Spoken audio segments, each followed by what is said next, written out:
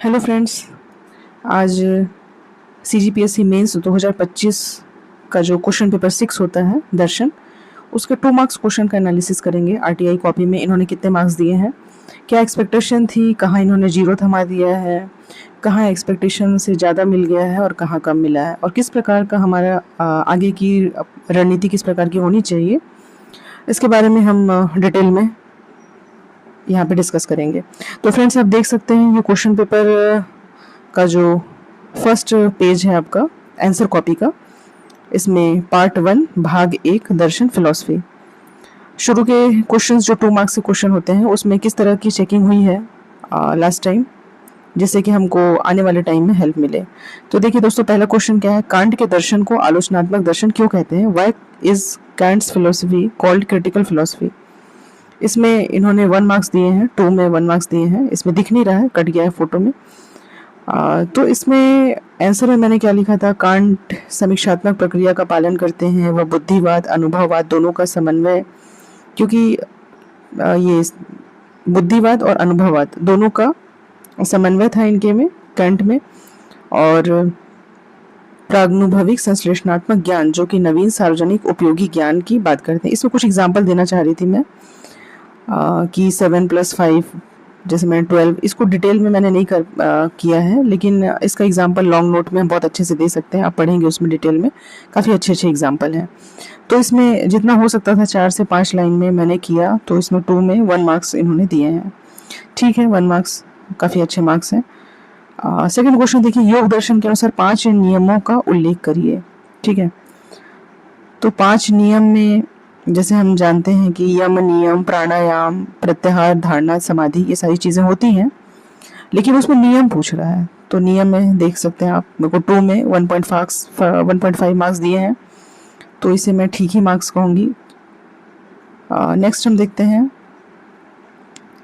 2 marks का question है। देखिए, इसमें भगवत गीता किस प्रकार कर्म एवं त्याग के मार्ग में सामंजस्य स्थापित करती है? इसमें बहुत अच्छे मार्क्स तो नहीं है। आंसर की डिमांड, क्वेश्चन की डिमांड शायद कुछ और थी। ये पूछ रहा था कर्म एवं त्याग के मार्ग में सामंजस्य, और मैंने बता दिया है कि पहले मैंने बता दिया है कि भगवत गीता कहता क्या है, कर्मण्यवाधिका रस्ते मा फलेषु कदाचन। उसके बाद कर्म एवं त्याग के बारे में बताया है कि बिना फल की इच्छा किए भी कर्म करते रहना चाहिए, और हम अपनी फल की इच्छा का त्याग करके कर्म को ईश्वर को समर्पित कर सकते हैं, जिसे निष्काम कर्म कहते हैं।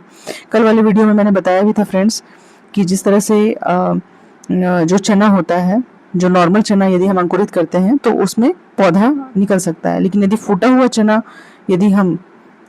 चना अगर रहेगा तो किसी भी स्थिति में वो चने का झाड़ नहीं बना सकता, उसमें परिवर्तित नहीं हो सकता। तो जब भी निष्काम कर्म होता है, मतलब कर्म से यदि फल की इच्छा हटा दे, तो वो ईश्वर को समर्पित हो जाता है, फिर वो हमें कर्म बंधन में नहीं बांधता है।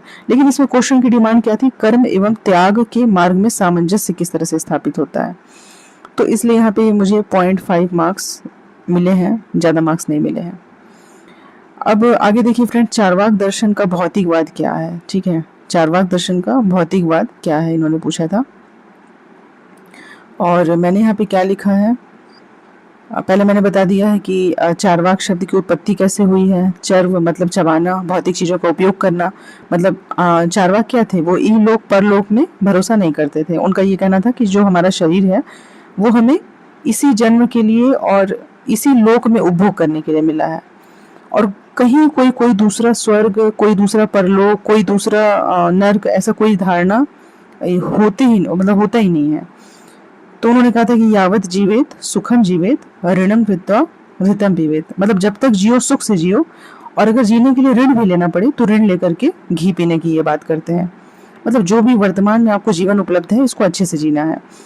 तो ये चार्वाक का भौतिकवाद था। लेकिन इन्होंने क्या पूछा, चार्वाक दर्शन का भौतिकवाद क्या है? मैंने अपने हिसाब से जितना मुझे समझ में आया लिखा है, बट मार्क्स कम मिले हैं, 0.5 मार्क्स मिले हैं। फिर माया की विभिन्न शक्तियाँ कौन कौन सी हैं? इसमें तो बिल्कुल ही आइडिया नहीं था कि क्या लिखना है। फिर भी मैंने कोशिश किया कि माया जो होती है वो सत्य का आच्छादन करके भ्रमित करती है, क्योंकि ये दोस्तों हर जीव जो है वो माया के भ्रम में आ जाता है, और माया सबको भ्रमित कर ही देती है। तो विभिन्न शक्तियाँ कौन सी हैं, तो मुझे लगा ये शक्ति, अपने से मैंने पॉइंट्स बना लिए कि ये वास्तविक और अवास्तविक में विभेद नहीं करने देती। हम कंफ्यूज हो जाते हैं, हमें क्या करना चाहिए, क्या नहीं करना चाहिए, क्या सही है, क्या गलत है। फिर ये भ्रम का पर्दा डालकर विवेक को भ्रमित करती है। विवेक से हम सही निर्णय ले सकते हैं, लेकिन ये हमको भ्रमित कर देती है। झूठे संसार की माया जाल को वास्तविक बताती है। जो भी चीज़ें झूठी हैं वो हमको सच लगने लगती हैं और सत्य से दूर करती है। तो ये सब मुझे कुछ आता नहीं था, मैंने वहीं पे जो पॉइंट मुझे समझ में आए, माया की विभिन्न शक्तियाँ कौन सी हैं, तो मैंने बता दिया। 0.5 मार्क्स मिले हैं, 0 देने से अच्छा इन्होंने 0.5 मार्क्स मुझे दे दिया। अगला क्वेश्चन देखिए, वैशेषिक दर्शन में स्वीकृत वास्तविकता रियलिटी की श्रेणियों का उल्लेख करना है। तो बिल्कुल मेरे दिमाग से ये मतलब चला ही गया था, ये वाला डाटा आ नहीं रहा था उस समय एग्ज़ाम लिखते समय, तो 0 मार्क्स मिले हैं, देख सकते हैं आप लोग। नेक्स्ट क्वेश्चन देखिए, बर्कले के अनुसार वास्तविकता का ज्ञान कैसे होता है। तो इसमें भी मैंने सही बातें नहीं लिखी हैं। बर्कले के अनुसार क्या होता है वो मैंने नहीं लिखा, जो मुझे मेरे अनुसार लगा वो लिख दिया। तो आप देख सकते हैं, फिर भी मतलब दया करके इन्होंने 0.5 मार्क्स दे दिया है। बर्कले अनुभववादी दार्शनिक हैं, इनके अनुसार वास्तविकता का ज्ञान अनुभव से ही आता है। अनुभव मतलब कि जैसे हमारी इंद्रियां होती हैं ना, आँख, कान, नाक, त्वचा, ये सब से ही हमको ज्ञान की प्राप्ति होती है। तो अनुभव मीन्स कि अनुभव हमको कहाँ से मिलेगा, इंद्रियों के माध्यम से ही मिलेगा। तो मैंने ऐसा लिख दिया, बट 0.5 मार्क्स मिले हैं। लॉग के सामंजस्य का सिद्धांत में टेबुला रासा के बारे में लिखिए। तो ये क्वेश्चन हर कोई जानते होंगे, टेबुला रासा वाला, कि जो हमारा दिमाग होता है ना वो खाली ब्लैक बोर्ड के समान होता है। तो खाली ब्लैक बोर्ड जब हम बचपन में सीखना स्टार्ट करते हैं, अपने परिवार से सीखते हैं, अपने दोस्तों से सीखते हैं, तो ये जो खाली ब्लैक बोर्ड होता है ना, इसमें जानकारियाँ भरती जाती हैं। तो मैंने लिख दिया कि लॉक एक बुद्धिवादी दार्शनिक हैं और इनके अनुसार हमारा दिमाग खाली ब्लैक बोर्ड की तरह है, इसमें हम अपना सामंजस्य मतलब जो भी सीखते हैं उससे ज्ञान प्राप्त करते हैं और ये फिर भरता जाता है। एक मैंने छोटा सा डायग्राम बना दिया था, टेबुला रासा। ठीक ठाक मार्क्स दिया है, 1 मार्क्स दिया है इन्होंने 2 में, तो सफिशिएंट है। नेक्स्ट देखिए, अच्छा नेक्स्ट जो है 4 मार्क्स के क्वेश्चन आ जाते हैं। 4 मार्क्स के क्वेश्चन के लिए मैं अलग से वीडियो बनाऊंगी। पहला क्वेश्चन देख लीजिए, आप क्या बोला, मीमांसा दर्शन के अपूर्व के सिद्धांत को समझाइए। तो मैंने लिखा है कि अपूर्व अर्थात जो अभी घटा नहीं है। मीमांसा दर्शन के अनुसार व्यक्ति के कार्यों का फल, प्रारब्ध, नियति इसी अपूर्व में सम्मिलित होती है। फिर मैंने एक छोटा सा फ्लो चार्ट जैसा बनाया है कि कार्य है, फिर अपूर्व है, प्रारब्ध के अनुसार फल की प्राप्ति, मतलब जो घटना पहले से घटी नहीं है और पहले से ही कर्म के फल की जो नियति होती है वो अपूर्व में ही मतलब समाहित होती है।